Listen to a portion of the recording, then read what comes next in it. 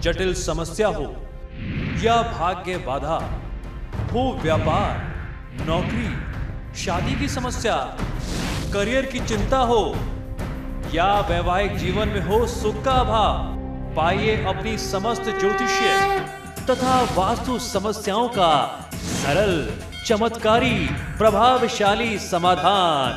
एक जाना माना और विश्वसनीय नाम, आचार्य पंडित श्री वैभवनाथ शर्मा जी, काशी के 400 वर्ष पुराने प्रतिष्ठित और अंतरराष्ट्रीय ख्याति प्राप्त राज ज्योतिषी परिवार की 8वीं पीढ़ी के ज्योतिषी और वास्तु शास्त्री आचार्य पंडित श्री वैभवनाथ शर्मा जी के द्वारा व्यक्तिगत या फिर फोन पर अपॉइंटमेंट लेने के लिए कॉल करें 9818300146, 9990724131 या फिर ईमेल करें sharma.vaibhav@gmail.com पर।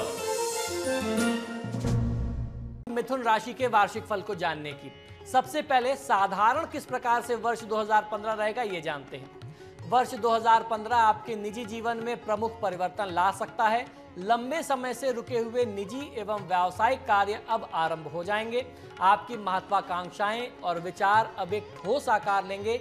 वर्ष 2015 के आखिरी कुछ महीने आपके लिए परीक्षा के लिए बहुत महत्वपूर्ण और बहुत कष्टपूर्ण रहने वाले हैं, परंतु इस वर्ष आपके जीवन में ठहराव आपको निश्चित मिलेगा।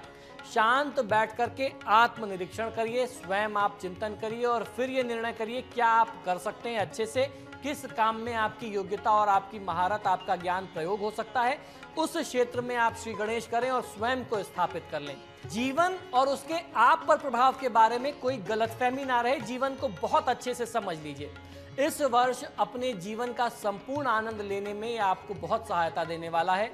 ग्रहों की दशा आपको अपने जीवन की योजनाओं की प्राथमिकता तय करने में सहायक होगी, तथापि ध्यान रखें कि आप अपनी राह से ना भटकें।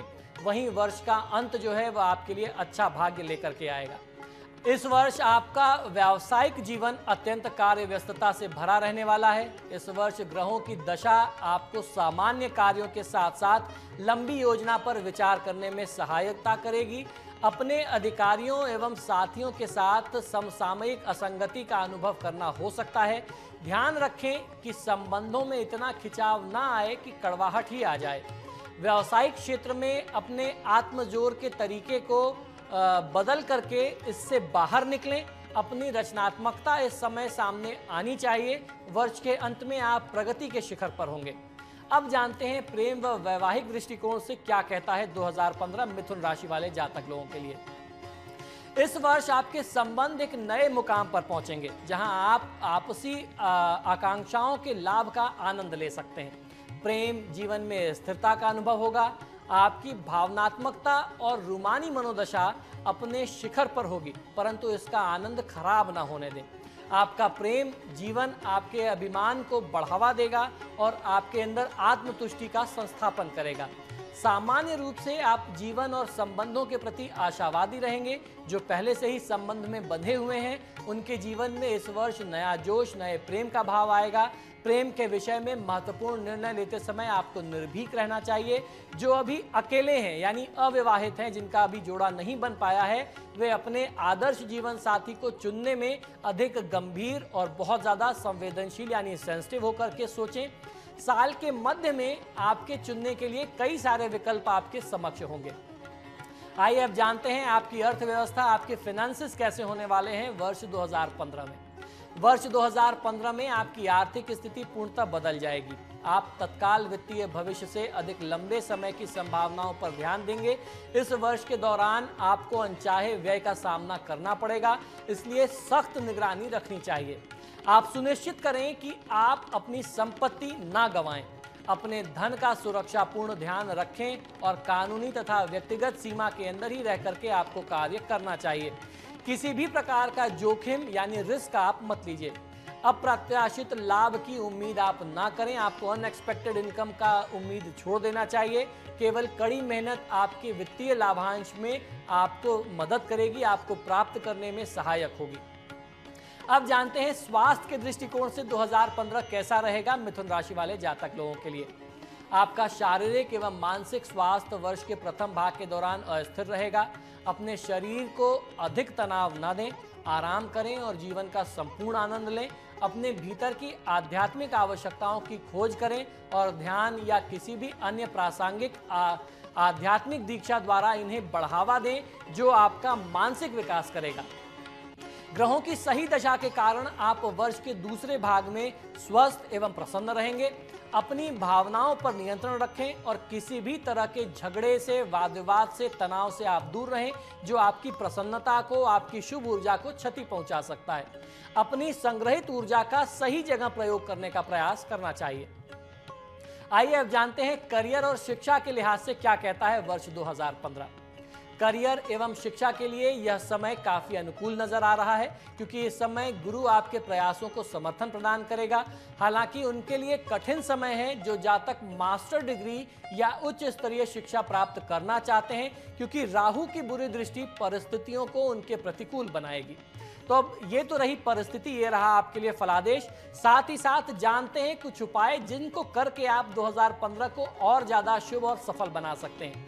आपको सलाह है कि इस बुरे समय से छुटकारा पाने के लिए आपको भगवान शिव और भगवान गणपति की पूजा आराधना करनी चाहिए। गणेश जी का मंत्र ओम गं गणपतये नमः का जाप करिए। 27 बुधवार का आपको व्रत करना चाहिए। अपने घर में, अपने कमरे में, अपने बेड पर हरे पर्दे, हरे चादरों का प्रयोग करें और खास तौर पर बुधवार के दिन अपने हाथ से गाय को हरा चारा, हरा साग अवश्य खिलाइए। तो ये हम लोगों ने जाना मेष, वृष और मिथुन राशि वाले जातक लोगों के लिए वार्षिक राशिफल 2015 का।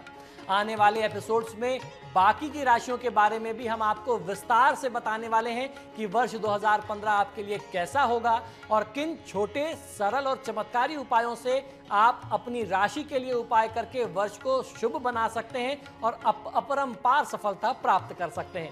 इसी शुभकामना के साथ कि वर्ष 2015 उम्मीदों से भरा हो, ढेरों खुशियां लाए, आपको ढेरों सफलता मिले। मुझे आज्ञा दीजिए। नमस्कार। जटिल समस्या हो या भाग्य बाधा हो, व्यापार, नौकरी, शादी की समस्या, करियर की चिंता हो या वैवाहिक जीवन में हो सुख का अभाव, पाइए अपनी समस्त ज्योतिषीय तथा वास्तु समस्याओं का सरल, चमत्कारी, प्रभावशाली समाधान। एक जाना माना और विश्वसनीय नाम आचार्य पंडित श्री वैभवनाथ शर्मा जी, काशी के 400 वर्ष पुराने प्रतिष्ठित और अंतरराष्ट्रीय ख्याति प्राप्त राज ज्योतिषी परिवार की 8वीं पीढ़ी के ज्योतिषी और वास्तु शास्त्री आचार्य पंडित श्री वैभवनाथ शर्मा जी के द्वारा व्यक्तिगत या फिर फोन पर अपॉइंटमेंट लेने के लिए कॉल करें 9818-300-146, 9990-724-131 या फिर ईमेल करें sharma.vaibhav@gmail.com पर।